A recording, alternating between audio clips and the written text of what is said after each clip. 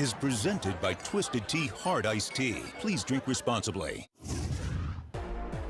Russell Wilson's Let's Ride lacking a little ride. And Justin Herbert's takeover not as smooth as some thought. We'll talk about last night. Also, ball nights and ball nights. Let's go. I mean, that's how you start a season, by the way. A ring ceremony. Agreed. And Jordan Poole together. Oh, we'll get to that, man. But I want to start with last night's football game because there's this thing you say when no one plays defense anymore. You're like, oh, where's the defense? Well, last night there was defense. And flags, but defense. Were you entertained? Chargers 19, Broncos 16. Chargers have some explaining to do with how just barely they are sometimes. Needed a muff punt to stave off a tie. But we start with Russell Wilson and how it looked to you. After the offseason, after the $250 million, after everything Denver did to arrive at a team with Russell Wilson as quarterback, Tim, how big is the Russell Wilson problem in Denver right now? Well, I think it's pretty monstrous. I mean, you give up 2 1s, 2 2s, a sack full of players for a guy that's supposed to take this team to the playoffs, and he has good receivers out there, and he's not finding them, and he just looks – it seems like Denver plays in every night game, whether it's Thursday, Monday. They're always in prime time, and he looks disconnected from the team. His conversations with Hackett don't look particularly good, and it's the decisions. You know, it'll be 3rd and 5, and he knows he can get loose and run for a first down, and we're not seeing him make those decisions. They had some horrible 3-and-outs near the end of the game and in an overtime, and they didn't compete in a game where he started out 10 for 10, and all that just went away. He was 5 for 18 after that, and I think it's an enormous problem. You think it's an enormous problem? Real quick on a follow-up, is it a fixable problem? It should be, because although I think he was a declining player last year, he wasn't in tatters. He's not that old compared to others. There ought to be a way to get on the same page with Jerry Jeudy, but they look like they're miles apart. Even Dennis Jr., you're shaking your head. Yeah, I mean, not only were those last 3 possessions bad, the last 3 possessions of the game for the Broncos were run, incompletion, run, incompletion, run, incompletion. They were all punts. This offense is a disaster. Russell Wilson had 15 yards in the second half in overtime, which sounds like a typo. 15 total. And they are blowing a defense that could take them to, this is Super Bowl level defense. They're second in DVOA, which, Tony, as we all know, is defense adjusted value over average. And they are, good enough to do this. And since I have been cursed with being on this show after having to watch a Broncos late night game, we have to mention what I've mentioned since the first week. Nathaniel Hackett is not an NFL coach. 151 yards in penalties is the most since 2000. He's not an NFL coach. George Sedano. Tony, it's two-pronged. We'll start with Nathaniel Hackett. He clearly is still overmatched. Let's not forget, even though he was the offensive coordinator in Green Bay, he wasn't calling plays. That was Matt LaFleur's job to call plays for Aaron Rodgers. And when he was hired at Denver, they thought they were going to trade for Aaron Rodgers, and Russell Wilson was kind of the second prize in that situation. Now, let's get to Russ. Russ wanted the Russ show. He didn't want to be associated with Pete Carroll holding him back or whatever it was he felt in that particular locker room. And now he's got it. And the problem is he's being allowed to have way too much freedom with what he does offensively. And we're starting to see some of the holes in his game that maybe were masked by Seattle. And to Tim's point about the camaraderie with the receivers, look at KJ Hamler's reaction after they lost to the Colts. He slammed his helmet to the ground. Jerry Jeudy bickering on the sidelines. He is not connected, and I think a lot of it is because this is Russ trying to put on the Russ show. Kevin Blackistone.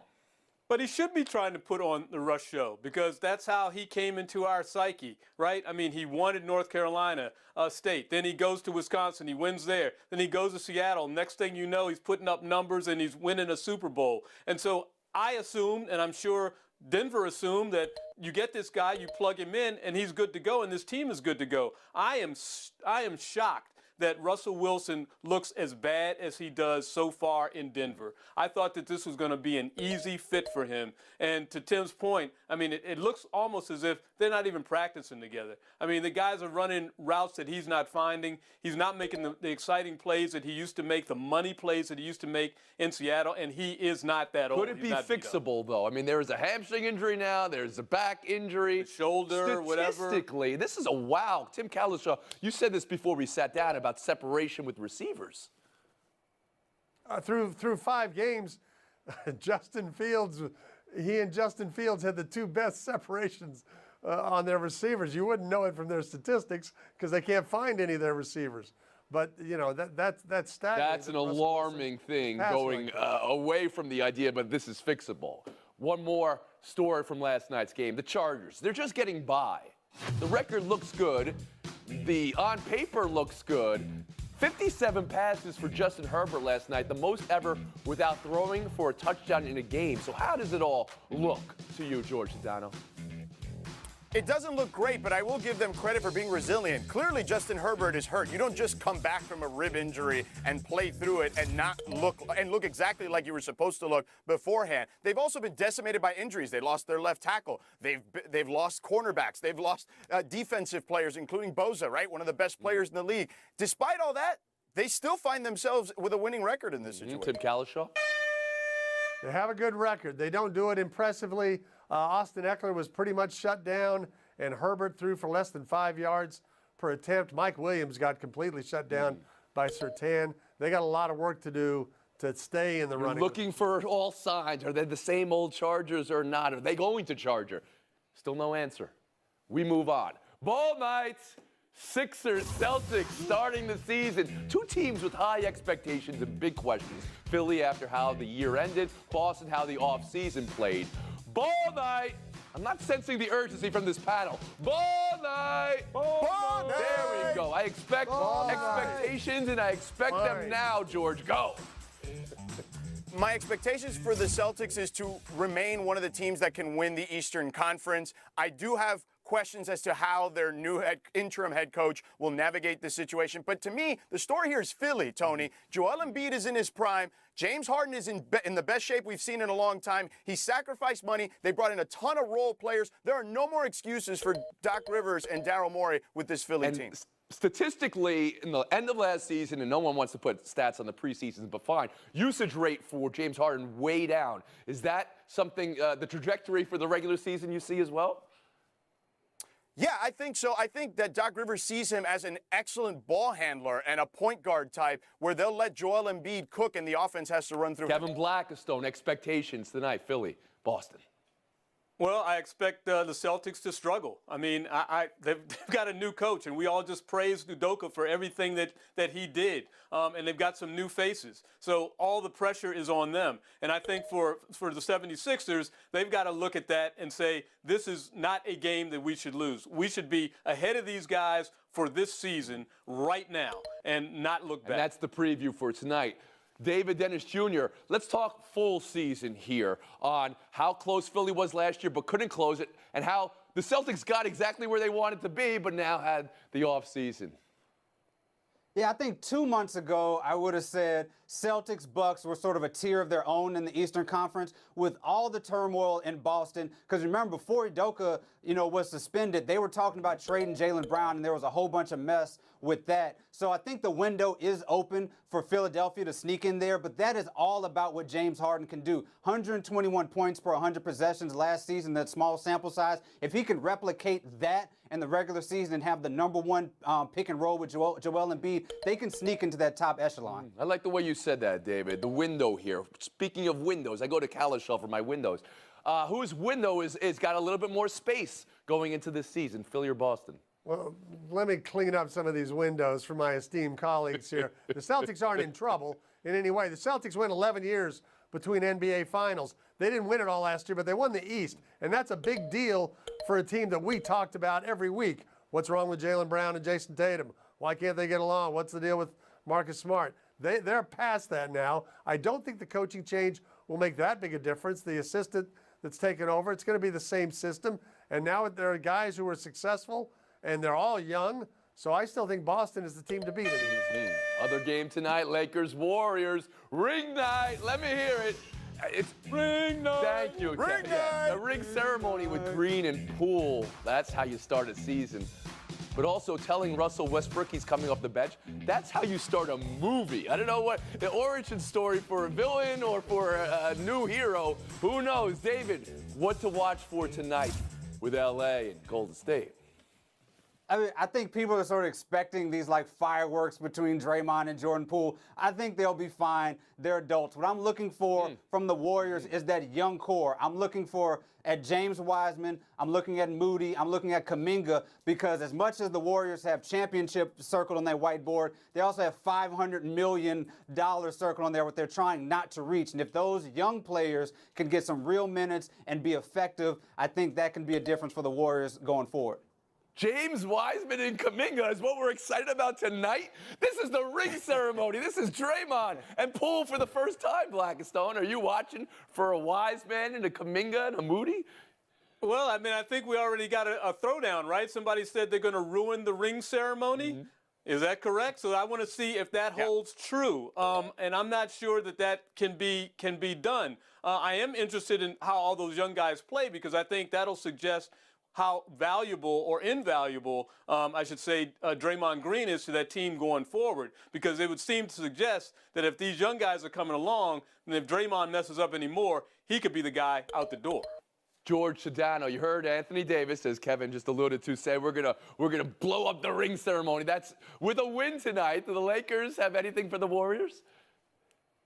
I think that there's been a history of teams on their ring night not necessarily performing up to snuff, so I think that he's alluding to that. Plus, he's the key to their season. If Anthony Davis plays like the top 5 or 10 player he's capable of being, here we instead go. of just being a top 5 or 10 Here we talent, go, Lakers talk. No, here we go, nothing. They can be a playoff team instead of a play-in team. Because, Tony, I have them currently as a play-in team at this point, and the Russell Westbrook situation is just, we'll see how that unfolds. But with the Warriors, I'm not worried about Draymond and Poole at all. I was at their preseason game on Friday. They seem totally fine. Okay, he was at the preseason game. That's Tim Kalish. How about you?